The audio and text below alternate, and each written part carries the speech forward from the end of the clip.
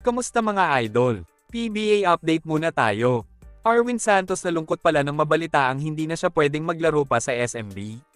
Binulgar nga ni Spider-Man matapos maganap ang kanyang jersey retirement ceremony na naging komplikado ang pagbabalik niya sa lineup ng Beermen. Ayon kay Santos, kinausap siya ni Boss Al Francis Chua na hindi na siya pwedeng maglaro pa dahil nasa Northport pa ang rights niya. Medyo mahabang proseso pa daw ang pagdadaanan bago siya i-release ng Batang Pierre.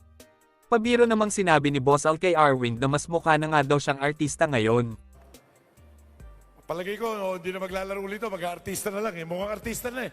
No? Kaya sa tingin daw niya hindi na ito maglalaro pa ng basketball mga idol.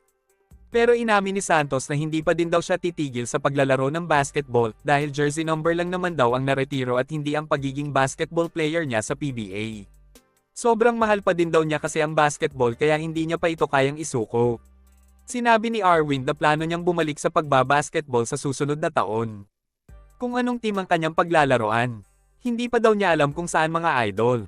Samantala, masaya naman ang naging jersey retirement ceremony ni Arwin Santos dahil muling nagsama-sama ang Death 5 ng SMB sa loob ng basketball court.